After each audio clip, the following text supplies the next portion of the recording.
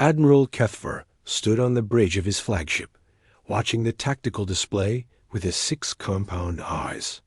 The crystalline formations on his back glowed with a soft blue light as he studied the movements of his fleet. 2,000 ships stretched across the void of space, their hulls gleaming with the same crystal technology that made up his body. "Sir?" called his tactical officer, her voice echoing through the bridge. "The Nexari fleet has been detected at the edge of the Meridian Nebula. They have assembled nearly 2,000 ships as well." Kethver nodded slowly. This was the moment he had been waiting for his entire life. The final battle in a war that had raged for over 300 years. A war that had consumed entire star systems and killed billions of beings on both sides. "How long until we reach the battle zone?" he asked. 6 hours at current speed, sir." 6 hours until the end of everything. Kethver had been fighting the Nexari Empire since he was a young officer, and his father had fought them before him. His grandfather had died in the Battle of Xerion Prime, and his great-grandfather had witnessed the very first clash between their species. The Corvani, Republic, and the Nexari Empire had been enemies for so long that no one could remember how. The war had started. Some said it began over territorial disputes. Others claimed it was about resources or ancient religious differences. The truth was lost in centuries of blood and destruction. "Display the enemy fleet composition," Kethver ordered. The holographic display shifted to show the Nexari vessels. They were unlike anything else in the galaxy, looking more like living creatures than machines. Their hulls were organic, covered in what appeared to be skin and bone. Some ships had tentacles that writhed through space, while others had wings that flapped slowly as they moved. "Typical Nexari formation," observed his tactical officer. "Heavy biocruisers in the center, supported by swarm ships and living fighters. They are using the standard defensive pattern we have seen for the past 50 years. Kethver studied the display carefully. The Nexari ships were disgusting to look at, but he had learned to respect their effectiveness. The organic vessels could heal damage in real time, adapt to new weapons, and reproduce themselves if given enough time and resources. "Sir," called his communications officer, "we are receiving a transmission from General Vex High of the Nexari Empire. He is requesting a final meeting before the battle." Kethver laughed, a sound like wind chimes in a gentle breeze. "After 300 years, he wants to talk? Put him through." The main screen flickered to life, showing the hideous form of General Vex High. The Nexari leader was a grotesque mixture of flesh and machine, with tubes and wires running through his body. His eyes were compound lenses that reflected the light in disturbing ways.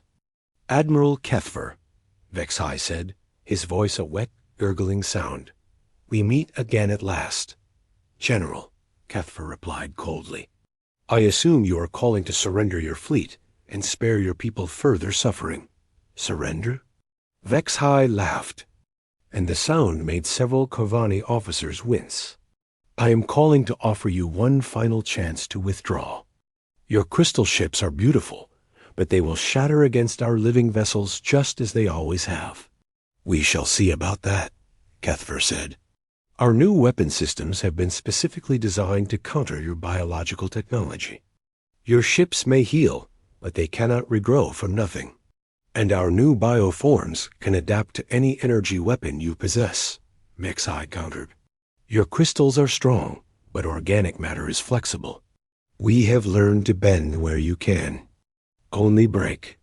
The two commanders stared at each other across the void, representatives of species that had fought for so long they had evolved specifically to counter each other's advantages. The Corvani had developed harder crystals, more powerful energy, weapons, and stronger shields. The Nexari had created more adaptable bioforms, faster healing rates, and more resilient organic systems. "This ends today," Kethver said finally. "One way or another, this war will be over. On that, we agree, Vexai replied. When this battle is finished, there will be only one species left to claim victory. The transmission ended, leaving Kethver alone with his thoughts. He walked to the viewing port and looked out at the stars, thinking about all the worlds that had been destroyed in this endless conflict. The Corvani had once been a peaceful species, more interested in art and philosophy than warfare. The Nexari had been explorers and scientists, seeking knowledge throughout the galaxy. But 3 centuries of war had changed both species. The Corvani had become master warriors, their entire society focused on military strength and crystal technology. The Nexari had transformed themselves into living weapons, their bodies modified for combat and their ships grown rather than built. Sir, called his science officer, we are detecting some unusual energy signatures in the outer system. There appears to be a small vessel of unknown design. Kethver turned away from the viewing port. Unknown design? Could it be a new Nexari weapon? Negative. Sir, the energy patterns are unlike anything we have seen from either the Nexari or our own technology. The vessel appears to be very small, perhaps 1/10 the size of our smallest frigate. A scout ship from some other species? Kethver mused. We have heard rumors of new civilizations emerging in the Outer Rim territories. Should we investigate, sir? Kethver considered this. The final battle was only hours away, and he could not afford to be distracted by curiosities. No, whatever it is too small to matter. Focus all sensors on the Nexari fleet. I want to know their exact position and formation when we engage. The unknown vessel was quickly forgotten as the Corvani fleet prepared for battle. Weapons were charged, shields were raised, and crystal formations throughout the ships began to glow with stored energy. Every warrior on every ship knew that this was the moment they had trained for their entire lives. In the depths of space, the Nexari fleet made their own preparations. Bioforms were awakened from their dormant states, organic weapons were fed and nourished, and the living ships began to pulse with anticipation. The creatures that served as their vessels could sense the approaching battle, and they were eager to feed on the energy of their enemies. Between the 2 massive fleets, the small unknown vessel continued its lonely journey through space. Its crew watched the preparations for war with growing concern, knowing that they were about to witness the most destructive battle in galactic history. The stage was set for a confrontation that would determine the fate of 2 entire civilizations. Thousands of ships, millions of warriors, and weapons capable of destroying planets were about to clash in the void of space. The survivors would claim victory, while the defeated would face extinction. But neither side suspected that the outcome of their ancient war would be decided not by superior firepower or better tactics, but by the arrival of a species they had never encountered before, a species that had a very different idea about how conflicts should be resolved. The final battle of the Corvani-Nexari War was about to begin, and nothing would ever be the same again.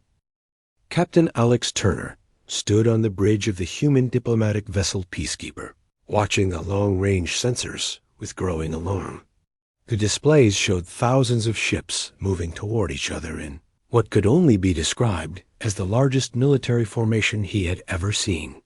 Kate, are you getting anything on the communication channels? He asked his communications officer. Kate Williams adjusted her headset and shook her head. Nothing but military chatter, sir. Both fleets are maintaining radio silence except for tactical communications. They're not interested in talking to anyone. Turner ran his hand through his brown hair, feeling the weight of responsibility on his shoulders. The Peacekeeper was a small ship with a crew of only 30 people, but it represented humanity's first attempt to make contact with the galactic community. What they had found was a war beyond anything they had imagined. Dan, give me a tactical analysis, Turner said to his science officer. Dan Martinez looked up from his instruments, his face pale. "Sir, we're looking at approximately 4,000 ships total. The energy readings are off the charts. Each of those large vessels has enough firepower to destroy a small planet." Turner felt his heart sink. Earth had been monitoring radio transmissions from this part of the galaxy for several years, but they had never realized the scale of the conflict. The fragments of communication they had intercepted suggested a war, but nothing had prepared them for this. "How long have they been fighting?" he asked. "Based on the historical data we've been able to piece together, this war has been going on for over 3 centuries, replied Martinez. "These two species have been destroying each other for longer than humans have had spaceflight." Chief Engineer Lisa Thompson looked up from her station. "Sir, we're detecting massive energy buildups in both fleets. They're charging their weapons for what looks like a major engagement." Turner made a decision that would change everything. "Kate, open a channel to both fleets. Broadcast on all frequencies." "Sir, are you sure?" "We don't know how they'll react to contact from an unknown species." "We have to try," Turner said firmly. "We can't just stand here and watch 2 civilizations destroy each other." Williams nodded and began working her controls. "Channel open, sir. Broadcasting to both fleets." Turner stepped forward, knowing that his next words might be the most important of his life. "This is Captain Alex Turner of the Earth vessel Peacekeeper. We are representatives of the human species, and we are here to offer our assistance in resolving this conflict." He paused, waiting for a response, but there was only silence from both fleets. "We have been monitoring your communications for several years," he continued. "We understand that you have been at war for a long time, but we believe that all conflicts can be resolved through peaceful negotiation. We are willing to serve as neutral mediators if both sides are interested in ending this bloodshed." Still no response. Turner could see on the tactical display that both fleets were continuing their approach toward each other, completely ignoring his transmission. "Sir," called Martinez from his station, "I'm detecting increased energy signatures from both fleets. They're preparing for battle." Turner tried again, making his voice more urgent. "Please, both fleets, we are asking you to stop and consider what you're about to do. The destruction you are planning will accomplish nothing except the deaths of millions of beings. There has to be another way." This time, there was a response. The communication screen flickered to life, showing the crystalline features of Admiral Kethver. "Unknown vessel," the Corvani commander said, his voice cold and dismissive. "You are interfering in a military operation. Withdraw immediately or be destroyed." Turner felt a moment of hope. At least they were talking. "Admiral, we don't want to interfere. We want to help. This war has been going on for centuries. Surely there must be a way to end it without more killing." "You know nothing about this conflict," Kethva replied. "The Nexari are a plague upon the galaxy. They must be eliminated completely, or they will continue to spread their corruption to other worlds." The screen split, showing the grotesque form of General Vex High on the other side. "The Crystalbacks speak of corruption?" he said with a wet laugh. "They are the ones who have turned entire star systems into lifeless monuments to their dead civilization." "See?" Kethver said to Turner. "They are beyond reason. They are animals pretending to be intelligent beings. We are what we were forced to become," Vex High snarled. "Your people started this war with their arrogance and their belief that they were superior to all other life forms." Turner watched the two commanders argue, seeing the hatred that had built up over centuries of conflict. But he also saw something else: exhaustion. Both species had been fighting for so long that they had forgotten how to do anything else. "Listen to yourselves," he said, interrupting their argument. "You're so focused on destroying each other that you've forgotten what you're fighting for. What will victory accomplish? Even if one of you wins, what will be left? Victory will mean the survival of our species, Kethver replied. That is all that matters. And what about your culture? Your art? Your philosophy? What about the things that make your species unique and valuable? Turner asked. For a moment, both commanders were silent. Turner could see something flicker in their eyes, perhaps a memory of what their people had been before the war consumed everything. It is too late for such questions, Vexai said finally. We have gone too far to turn back now. Too much blood has been spilled, too many worlds destroyed. This ends only when one of us is gone forever. Captain Turner, Kethver said, his voice slightly softer, your species is young and naive. You do not understand the realities of galactic warfare. Sometimes destruction is the only path to peace. Turner felt desperation creeping into his voice. There has to be another way. We humans have fought wars too, but we learned that the only real victory is when both sides can live in peace. Your species has never faced an enemy like this, Vexai said. When you do, you will understand why we must fight. The transmission ended, leaving Turner staring at a blank screen. Around him, his crew worked silently, their faces showing the same despair he felt. Sir, called Thompson from her station, both fleets are accelerating toward each other. Estimated time to weapons range is 2 hours. Turner slumped in his captain's chair, feeling the weight of failure. He had come here hoping to prevent a war, but instead he was about to witness the largest battle in galactic history. Kate, send a priority message to Earth, he ordered. Tell them that first contact has been made, but the situation is beyond our current capabilities. We need help. What kind of help, sir? Williams asked. Turner looked at the tactical display, showing the massive fleets approaching each other. Like two tsunamis about to collide. I don't know. Something that can stop this madness before it destroys everything. The Peacekeeper retreated to a safe distance, its crew watching helplessly as two ancient civilizations prepared to fight there. Final battle. Turner had hoped that humanity's first contact with alien life would be a moment of wonder and discovery. Instead, it had become a front-row seat to genocide. Sir, Martinez said quietly, should we stay and observe or return to Earth? Turner considered this. Every instinct told him to flee, to get his crew away from the coming destruction. But someone needed to witness what was about to happen. Someone needed to remember the cost of letting hatred consume entire civilizations. We stay, he said finally. Whatever happens here, humanity needs to know about it. We need to understand what we're dealing with in this galaxy. The two fleets continued their approach, their weapons charging with enough energy to sterilize entire worlds.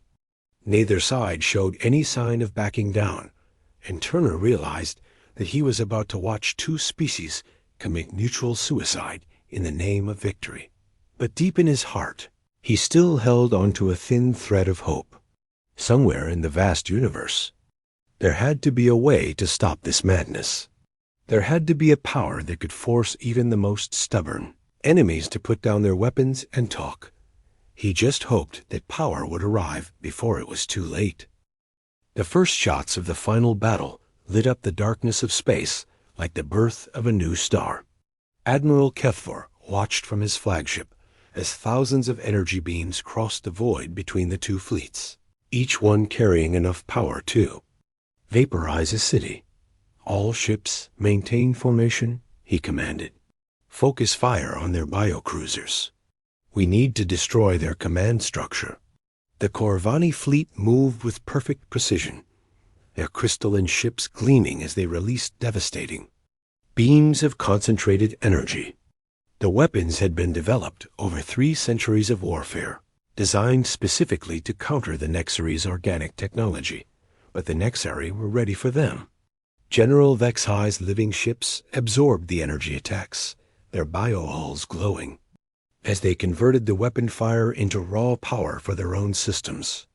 The organic vessels twisted and writhed through space, avoiding the worst of the damage while returning fire with their own terrifying weapons.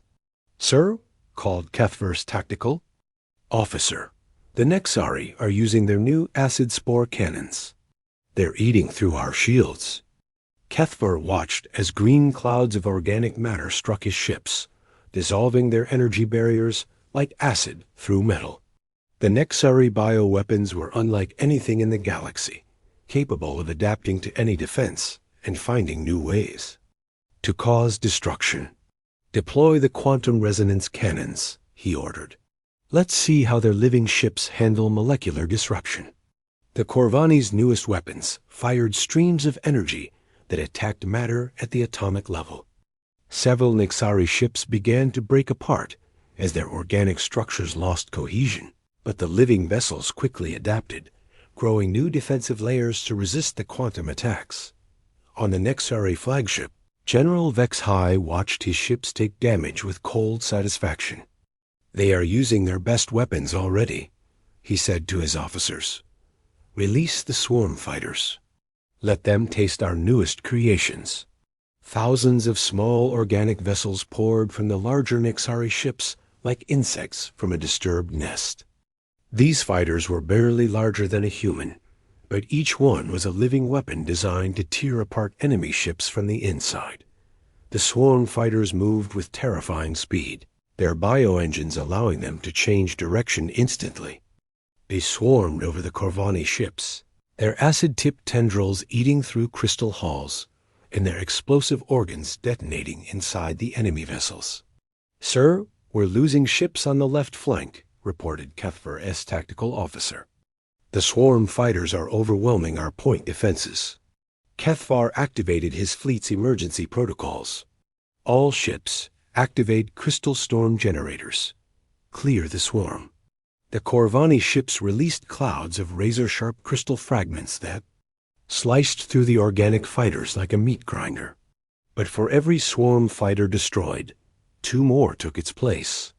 The Nexari had been preparing for this battle for decades, breeding their bioweapons specifically for this moment.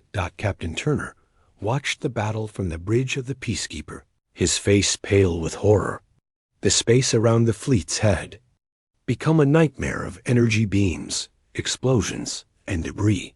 Ships on both sides were dying by the dozens, their crews vaporized in seconds. "Sir," called Dan Martinez from his science station, "I'm reading massive casualties on both sides. At this rate, both fleets will be completely destroyed within hours." Turner gripped the armrests of his chair, feeling helpless as he watched 2 civilizations tear each other apart. "Any response to our communications?" "Nothing," replied Kate Williams. "Both fleets are completely focused on the battle. They're not even acknowledging our presence." The battle raged across multiple star systems, spreading out as individual ship duels broke away from the main engagement. The Corvani and Nexari had been fighting each other for so long that they knew every tactic and counter-tactic. Neither side could gain a decisive advantage. "Sir," called Lisa Thompson from her engineering station, "I'm detecting some kind of new weapon being deployed by the Nexari. It's huge." On the main display, they could see a massive organic structure emerging from the center of the Nexarari fleet. It was the size of a small moon, covered in writhing tentacles and pulsing with an evil green light. "What is that thing?" Turner asked. "I don't know, sir," Martinez replied, his voice shaking. "But it's generating more energy than their entire fleet combined." General Vex High smiled as his ultimate weapon powered up. The biostructure was the result of 50 years of genetic engineering, a living weapon designed to end the war with a single devastating attack. "Target the Corvani homeworld," he commanded. "It's time to finish this once and for all." But Admiral Kethver was not defenseless. As the Nexari superweapon charged, the Corvani fleet formed a perfect crystalline formation. Their ships began to resonate with harmonic frequencies, creating a devastating weapon of their own. "All ships, prepare for Unity Protocol," Kethvar ordered. "We will show them the true power of crystalline technology." The Corvani ships merged their energy fields, creating a massive beam of pure force that could crack planets in half. The two superweapons faced each other across the void, preparing to unleash destruction on a scale the galaxy had never seen. "Sir," called Turner's tactical officer, "both weapons are charging. If they fire simultaneously, the explosion will destroy everything within 3 light years." Turner realized with horror that they were not just watching a battle anymore. They were about to witness an explosion that would eliminate both species entirely, along with any other life in the surrounding systems. "All hands, prepare for emergency jump," he ordered. "We need to get out of here before those weapons fire." But even as he gave the order, Turner knew it was too late. The Peacekeeper was too close to the battle zone, and their engines were not fast enough to escape the coming destruction. The two superweapons reached full power simultaneously. The Nexari biostructure pulsed with green energy, while the Corvani formation blazed with crystal light. Both weapons prepared to fire, ready to unleash forces that would end the war by destroying everything. 10 seconds to firing, reported Martinez. "Both weapons are locked onto each other." Turner closed his eyes, knowing that he was about to witness the end of 2 entire civilizations. The war that had raged for 3 centuries was about to end in mutual annihilation. 5 seconds, Martinez continued. "Energy levels are off the charts." Turner opened his eyes, wanting to see the final moment of this ancient conflict. The two superweapons blazed with power, ready to fire at each other across the void. 3 seconds. 2, 1. But just as both weapons reached the moment of firing, something impossible happened. A new energy signature appeared on the edge of the battle zone, small, but somehow more powerful than anything they had seen. "Sir," called Williams, her voice filled with amazement, "we're receiving a transmission from Earth. They're saying that help is on the way." Turner looked at the tactical display, seeing a single small contact approaching the battle zone. What kind of help could possibly stop this? His answer came in the form of a ship, unlike anything in the galaxy. It was sleek and silver, radiating an energy field that seemed to bend space around it. As it approached the battle zone, both superweapons began to flicker and lose power. "What's happening?" Turner demanded. "I don't know, sir," Martinez replied. "But whatever that new ship is doing, it's affecting both fleets. Their weapons are losing power." The impossible was happening.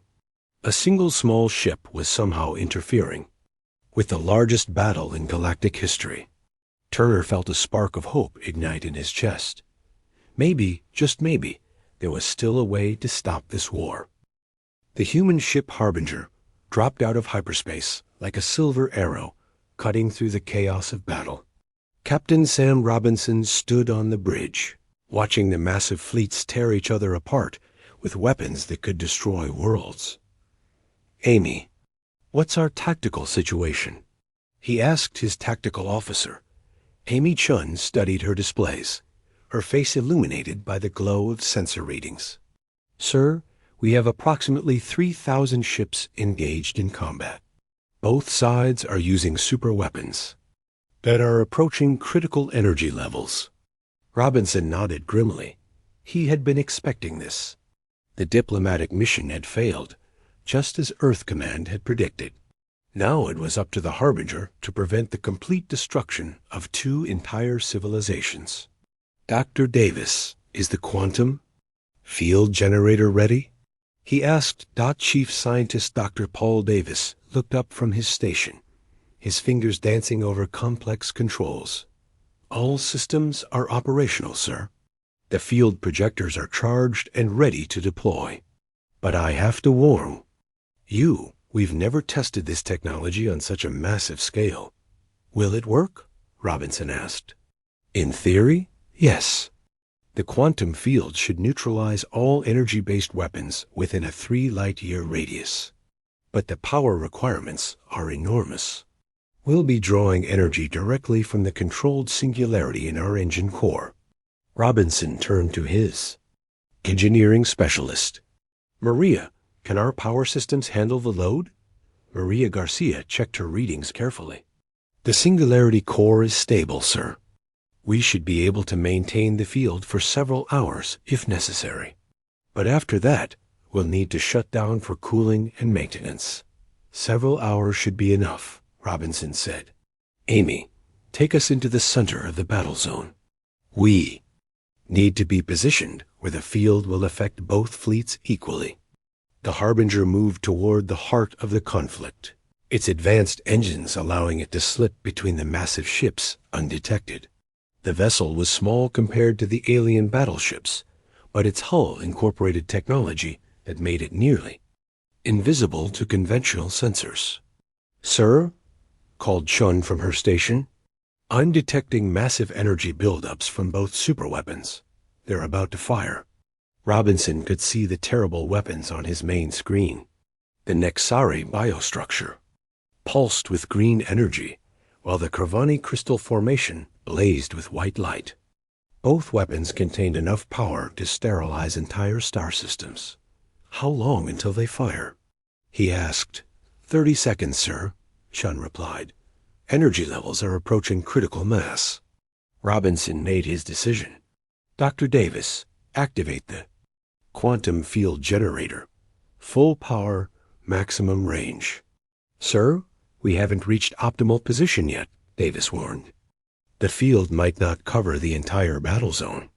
Do it now, Robinson ordered. We can't wait any longer. Davis's hands flew over his controls, activating systems that represented the pinnacle of human scientific achievement. The quantum field generator had been developed in secret, using principles of physics that most species had never even imagined.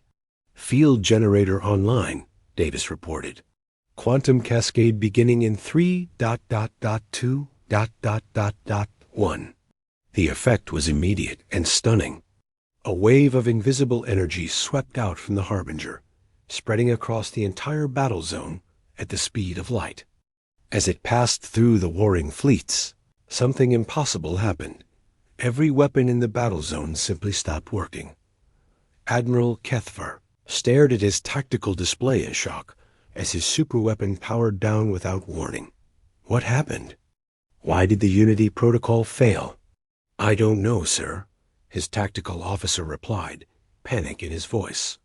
All our weapon systems are offline.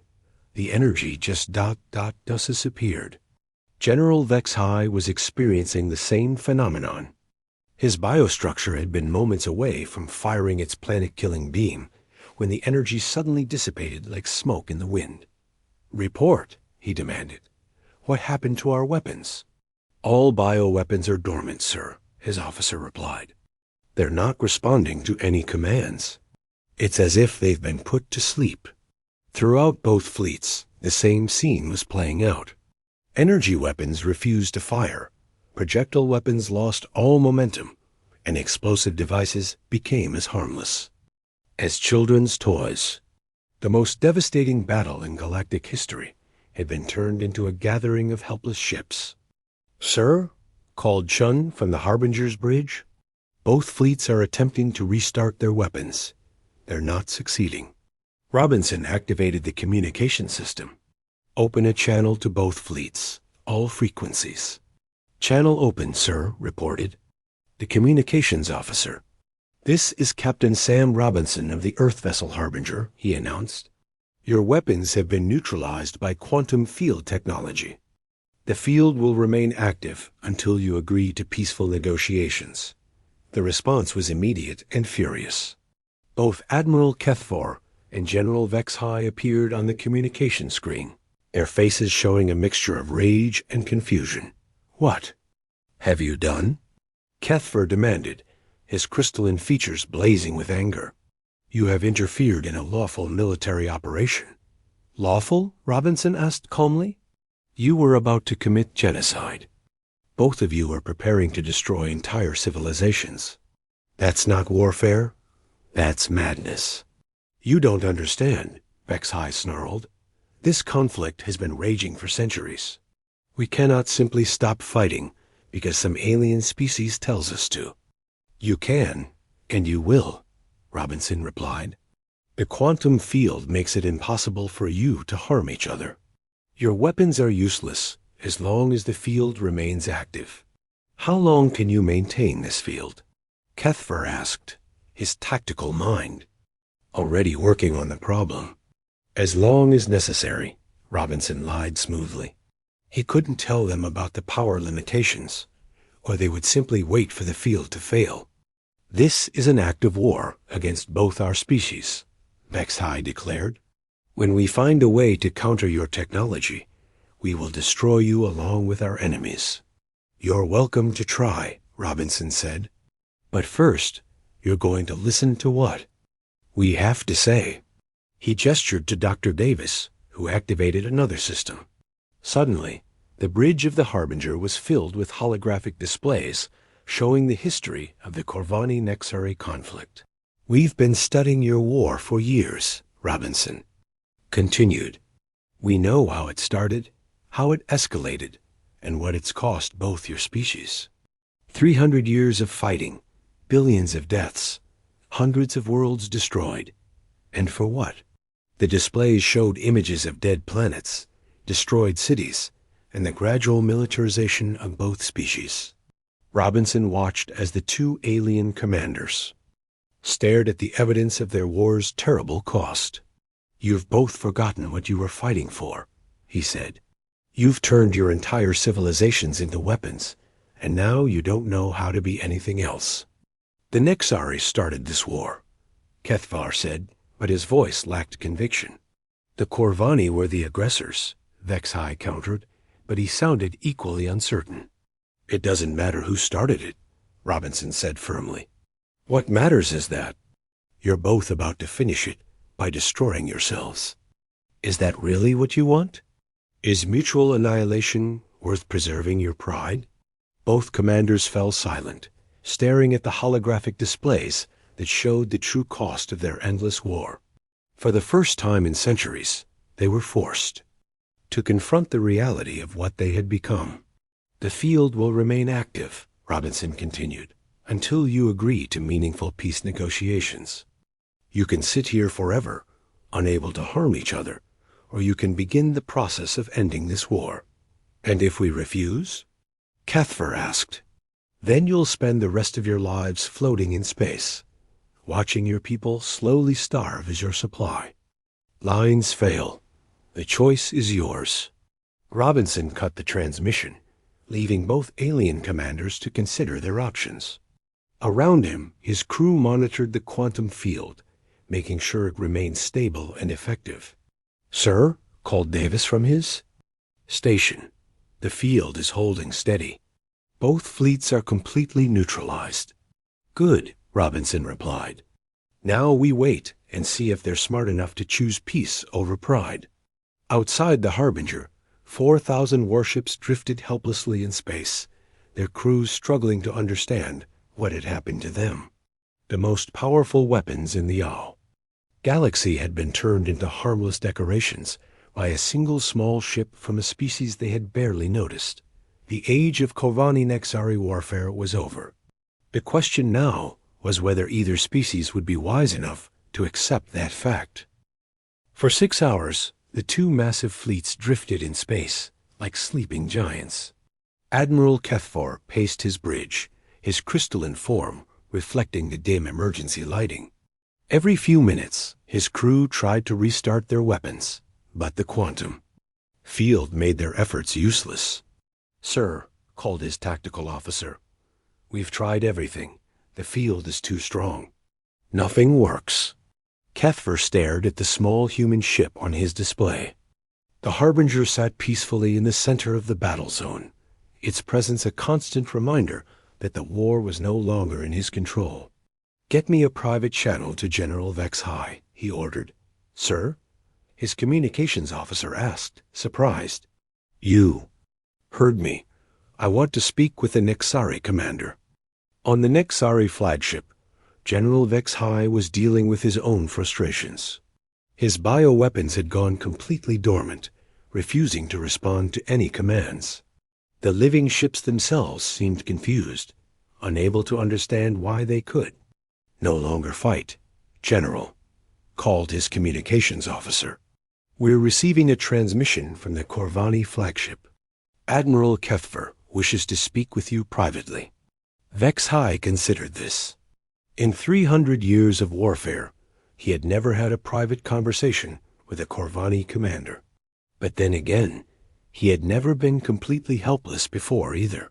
Put him through, he said. The screen flickered, showing Kethvar's crystalline features. For a moment, the two ancient enemies stared at each other across the void. General, Kethvar said finally, I believe we need to talk. About what? Vex High asked suspiciously. About the fact that we're both trapped here until we agree to negotiate with these humans. About the fact that our fleets are sitting here helpless while our people wait for. Used to return home. Vex High was quiet for a long moment. What are you proposing? I'm proposing that we listen to what the humans have to say. Not because we want to, but because we have no choice. You would trust them? I don't trust anyone, Kethver replied. But I trust that they want something from us, and that gives us room to negotiate. Meanwhile, Captain Robinson was meeting with his senior staff in the Harbinger's conference room. The quantum field was holding steady, but he knew they couldn't maintain it forever. Sir, said Dr. Davis, we're at about 60% power. The field is stable, but we'll need to shut down for maintenance in another 12 hours. Will that be enough time? Robinson asked. It'll have to be, replied Operations Officer Helen Martinez. We've prepared a detailed peace proposal based on our analysis of both species. If they're willing to negotiate, we can have a basic framework in place within hours. Chief Medical Officer Dr. Tony Stewart looked up from his medical reports. Sir, I've been analyzing the casualty reports from both fleets. They've lost nearly 40% of their forces in just a few hours of fighting. If we hadn't intervened, both species would have been extinct by now. Robinson nodded grimly. That's exactly why we're here. Amy, any signs that either fleet is willing to talk? Tactical Officer Chun checked her displays. Both flagships have been exchanging private communications for the past hour. That's never happened before in recorded history. Good, Robinson said. Maybe they're finally ready to be reasonable. His communication system chimed. Sir, we're receiving a transmission from both flagships. They're requesting a meeting. Robinson smiled. Put them through. The screen showed both alien commanders, their faces grim, but no longer openly hostile. Captain Robinson, said Admiral Kethver, we are prepared to discuss terms. What kind of terms? Robinson asked. The terms for ending this field and allowing us to return to our home systems, General Vex High replied. We cannot remain here indefinitely. The field will be lifted when you sign a binding peace treaty, Robinson said firmly. Not before. What? Would such a treaty include? Kethvar asked. Robinson activated a holographic display showing the human peace proposal. Complete cessation of hostilities between both species. Withdrawal of all military forces to your respective home systems. Establishment of a neutral zone monitored by human peacekeeping forces. And most importantly, regular diplomatic meetings to resolve any future disputes. Both commanders studied the proposal carefully. It was far more generous than either had expected. You would serve as mediators? Vex High asked. We would serve as guarantors of the peace, Robinson replied. Any violation of the treaty would result in immediate intervention by human forces. And if we refuse? Kethver asked. Then you sit here until your supplies run out and your crews starve, Robinson said bluntly. The choice is yours. The two alien commanders looked at each other, then back at Robinson. 300 years of warfare had brought them to this moment, trapped and helpless, forced to choose between peace and mutual destruction. We need time to consider, Vex High said. You have 1 hour, Robinson replied. After that, we begin, reducing power to the quantum field. Your weapons will start working again, and you can resume destroying each other." The transmission ended, leaving both commanders to make the most important decision in their species' history. On the Corvani flagship, Admiral Kethver called his senior staff together. "What are your thoughts?" he asked. "Sir," said his tactical officer, "our fleet is in no condition to continue fighting. We've lost nearly half our ships, and morale is at an all-time low. The humans have superior technology," added his science officer. "If they can neutralize our weapons so easily, what other capabilities do they possess? More importantly," said his communications officer, "what happens to our people if we don't return home? Who will defend the Corvani Republic?" Kethver considered this.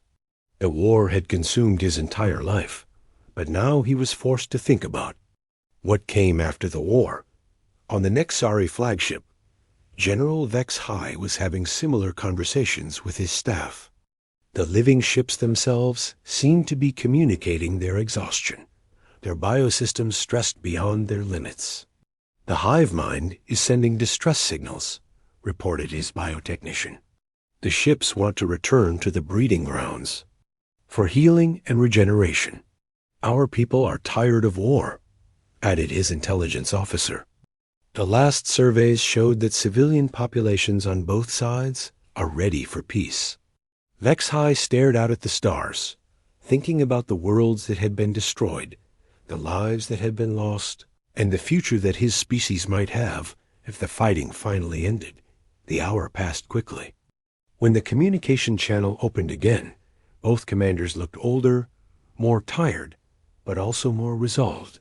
"Captain Robinson," said Admiral Kethver, "the Corvani Republic accepts your terms."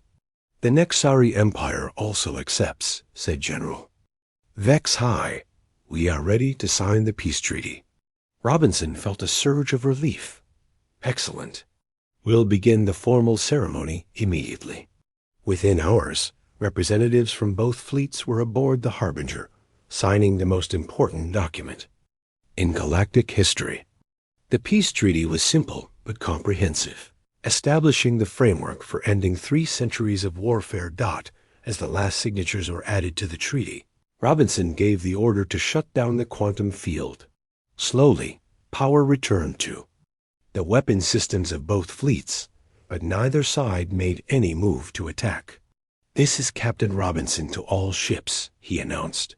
"The peace treaty is now in effect. All vessels are ordered to return to their home systems immediately." The 2 massive fleets began their long journey home, their crews still stunned by the sudden end to the war. Many of them had never known peace, had never imagined a galaxy where Corvani and Nexari were not trying to destroy each other. Captain Turner, watching from the Peacekeeper, felt tears in his eyes as he saw the fleets separating peacefully. "It's over," he whispered. "The war is actually over." "Sir," called his communications officer, "we're receiving a transmission from the Harbinger." Robinson's face appeared on the screen, tired but smiling. "Captain Turner, the situation is resolved. Both fleets are returning home under the terms of the peace treaty." "How did you do it?" Turner asked. "How did you stop the most powerful weapons in the galaxy?" "We didn't stop them," Robinson replied. "We made them irrelevant. Sometimes the best way to end a fight is to make it impossible to continue." As the Harbinger prepared to depart, Robinson looked out at the empty space where the battle had raged. The debris field would serve as a reminder of what had almost happened, but also of what had been prevented. "Sir?" called Dr. Davis from his station. "Earth Command is requesting a full report." "Tell them the mission was successful," Robinson said. "The galaxy's longest war is over, and humanity has established itself as a peacekeeping force." "What's our next assignment?" asked Chun. Robinson smiled. "There are reports of conflicts in the Andromeda sector. It seems the galaxy has need of our particular brand of diplomacy." The Harbinger jumped to hyperspace, leaving behind a peaceful star system where moments before, two civilizations had been preparing to destroy each other. The age of Corvanae-Nexari warfare was over, ended not by superior firepower, but by the simple act of making war impossible. Throughout the galaxy, word spread of the humans who had ended the ancient conflict with a single ship.